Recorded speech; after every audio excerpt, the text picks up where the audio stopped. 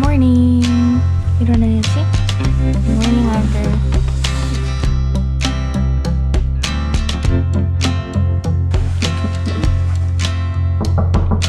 Inea, okay, prepare na for school.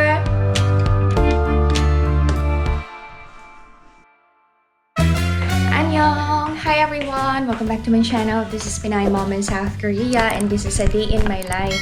Excited ako today kasi first day ko sa class. Maghahanda ako ng Filipino-style breakfast para sa mga kids ko, which is the long silog. Skinless long silog. Ito yon. Nabili ko lang to sa ating kababayan dito sa Korea. Isang pack ay 7,000 won. Luto na tayo. Ganito siya. Hindi ko siya alam lutuin. Paano ba to? Parang diretso fry na to, no? Lalagyan lang siguro to ng mantika. Okay. Tapos, mag-fry muna ako ng egg.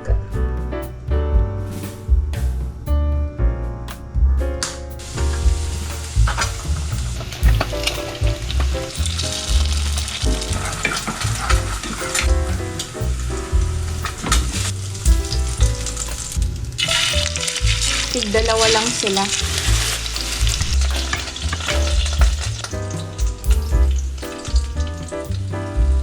Si Ina, hindi talaga siya malakas kumain sa umaga. So, isang longganisa na lang. Ito kay Asian.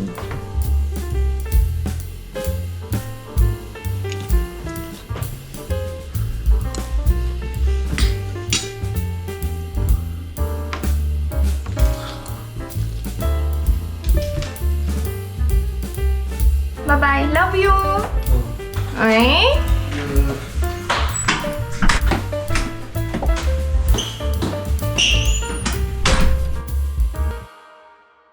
Pinagalitan ko si Ina kasi hindi na naman siya kumain ng breakfast. Isang subo lang. Hindi ko pa susubuan, hindi talaga kakain. Pinag-usapan na namin na everyday na siyang kakain ng almusal bago pumasok. So, may mga ganitong moments din kaming mag-iina na papagalitan ko din ng mga bata. Nakasimangot pumasok, okay lang, it's normal. Kasi may emotions din sila. Pag napagalitan, sasama loob, pero dapat ba kaming magbangayan, mag-away? Hindi. In-address ko na sa kanya yung issue, bahala na siya kung paano niya tatanggapin and paano niya yon babaguhin. Sinabi ko na pag-usapan namin, nag-promise siya, and hindi niya yung tinutupad. So, paano kung ako naman yung hindi tumupad sa pinag-usapan namin? Anong mararamdaman niya? And sabi ko, yung pagkain ng breakfast is not for me. It's for her. Para maayos yung araw niya sa school. Hindi siya magutom, walang sasakit ang ulo, ganyan. Tapos sabi niya, wala daw siyang gana sa umaga. Sabi ko, hindi naman kita pinapakain ng madami. Konti lang, enough para lang hindi empty yung stomach mo. Anyway, mag-start na ako sa gawaing bahay. Kailangan kong umalis ng around 9:20 kasi medyo malayo yung location ng class ko. So, dyan lang kayo to netizen. Samahan nyo ako ngayong araw na to. Okay, yung tira na lang kakainin ko. Sayang eh. Kain tayo to netizens. Kailangan ko din kumain kasi from 10 a.m. to 1 p.m. yung klase ko. Alam nyo, nasa isip ko ngayon, ang mga anak natin, hindi lahat maiintindihan yung ginagawa natin para sa kanila.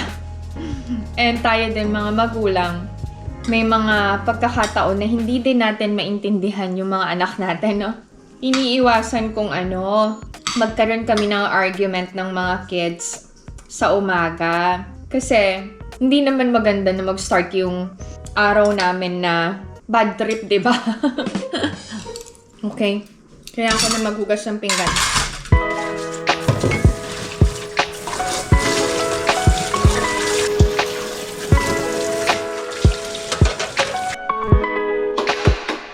Prepare na ako for my class. Nakapaglinis na ako ng CR and nakapag-vacuum na ako.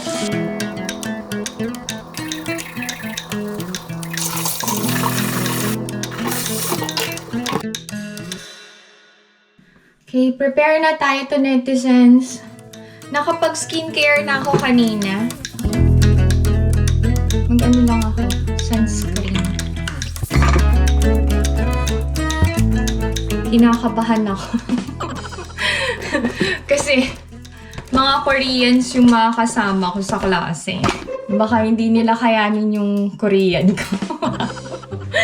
Ay, go. Okay na to. Okay na to. Grace Tan Felix, ikaw ba to?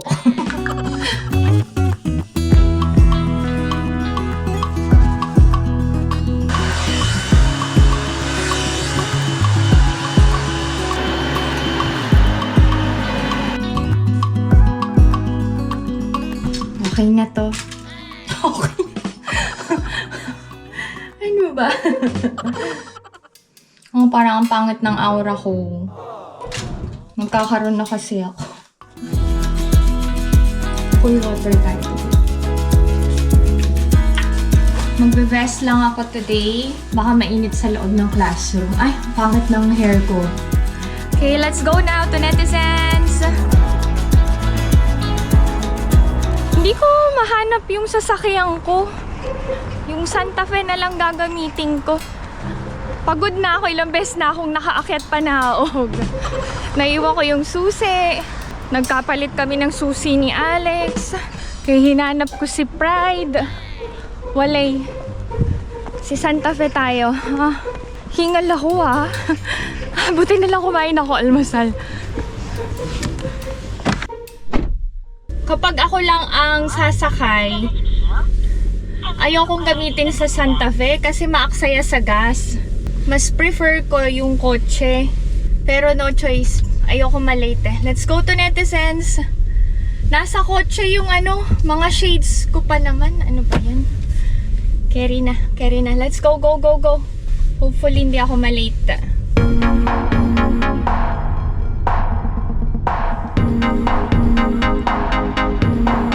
Nakipark lang ako sa apartment, tapos naglalakad ako ngayon papunta sa center. Ang traffic pala. Malilate ako ng around 10 minutes. Dito na tayo. Oh. Okay. Sa 6th floor.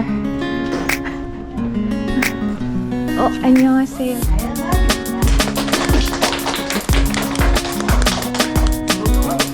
Ang dami ko nang natutunan. I-share ko sa inyo later to netizens. Break time namin for 10 minutes. But, I just wanna stay here. May water lang. And I have my notes. Parang ang dami kong masashare sa inyo to netizens na makakatulong.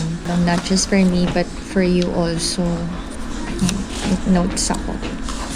Pero, hindi ako makapag-film while having class. Nakakahiya kasi. Okay, done ng class. Samida! Okay, let's go. Okay, done ng class. O, diba mukha akong student sa naiihi ako.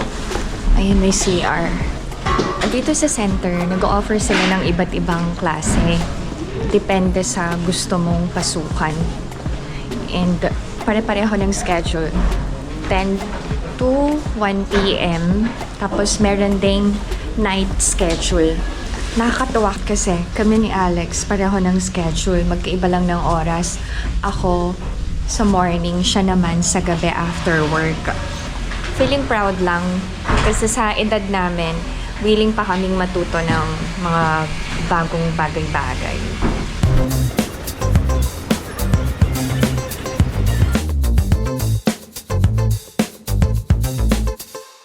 Hi to netizens, I'm already home. Kain tayo. Habang kumakain, mag-share ako sa inyo ng natutunan ko today. Baka makatulong din sa inyo. Nag-notes ako. May question ako sa inyo to netizens. Sa tingin nyo, sino ang mas magaling sa organizing? Yung mga may trabaho or yung walang mga trabaho? Hulaan nyo.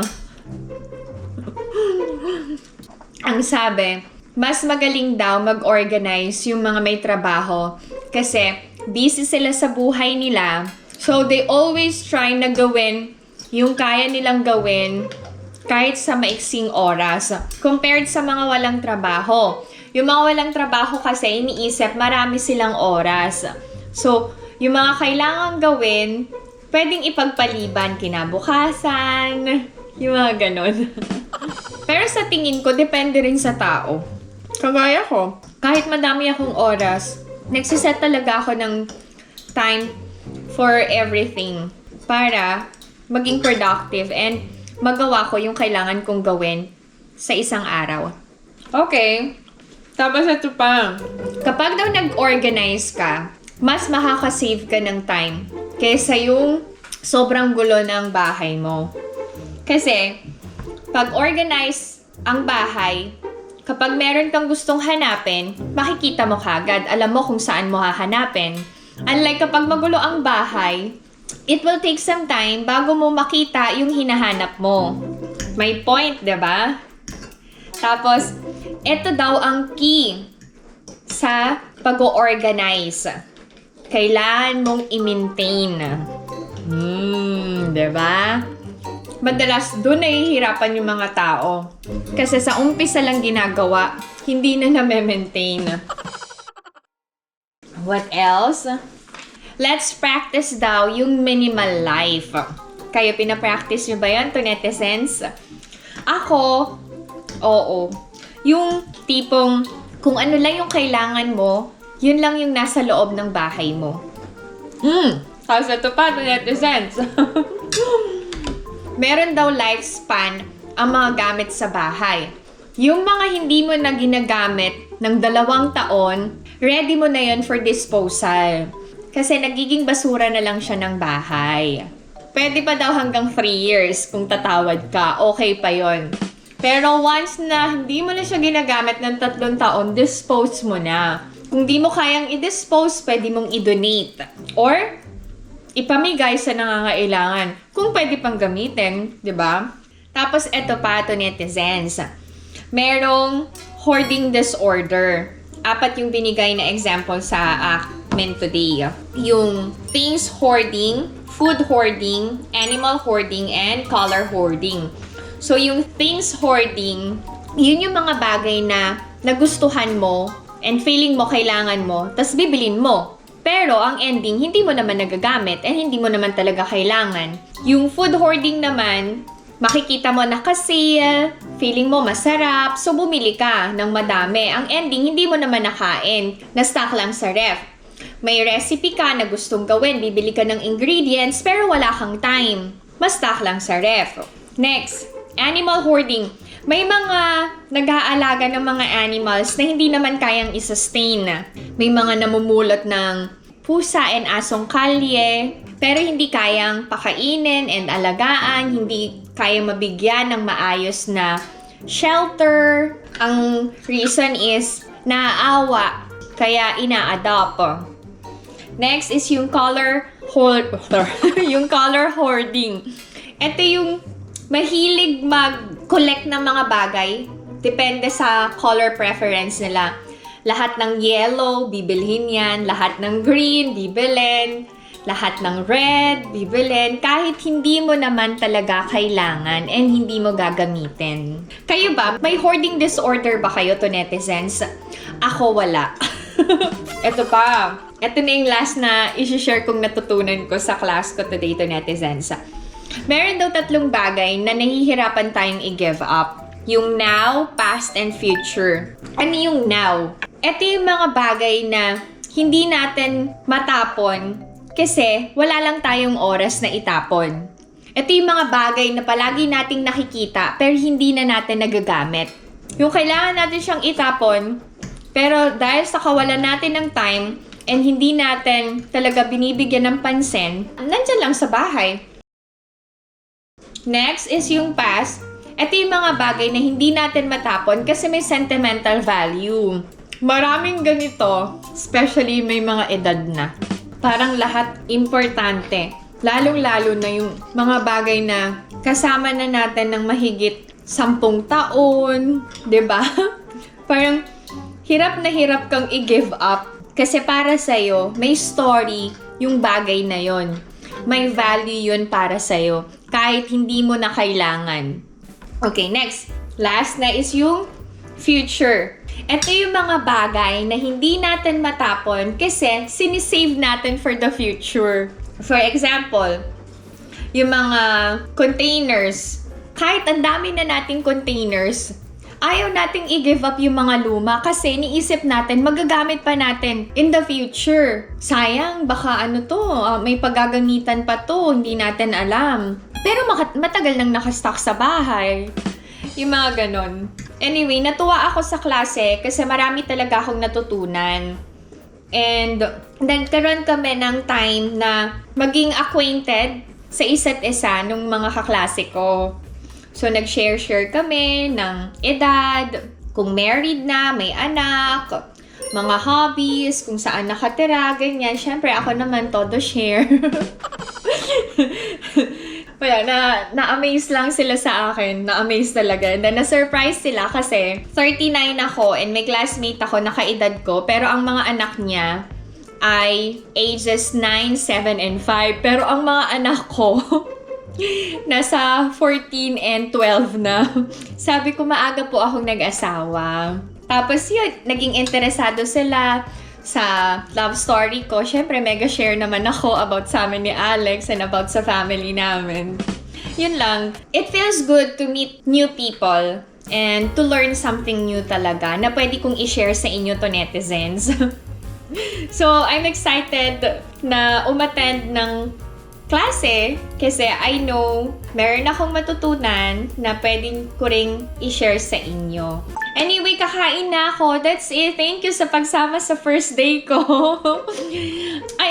Ang subject pala is ano nga yung subject nito? Professional organizing. So, pag natapos mo tong course na to, pwede kang mag-take ng exam and kumuha ng license. Tinanong ako ng teacher kung plano ko bang mag-take ng exam. Sabi ko, pag-iisipan ko muna. Sabi niya, kung mahilig kang mag-organize, makakatulong to sa'yo. Para makapag-work ka, meron daw kasi silang expansion na gagawin sa Philippines, Manila. Ang sabi ko, I'm from Philippines and I grew up in Manila. Sabi niya, ay, magandang opportunity yan. Pwede ka naming ipadala sa office sa Manila. Para ikaw yung maging representative pag nakakuha ka ng license mo. Oh, 'di ba? Parang ang bongga lang. I feel inspired na meron akong nilulook forward para sa future ko and I'm doing something to improve myself. Alam niyo yun, hindi lang ako nakatali sa pagiging ina at may bahay. Meron akong ginagawa din para sa sarili ko, para mag-grow ako. Sobrang grateful ako to netizens to have you in my life kasi palaging nandyan lang kayo. Salamat ulit sa pagsama sa akin ngayong araw na to, and if you're new to my channel, please consider subscribing, like, and share. Pinay Mom in South Korea. Stay safe everyone. Bye!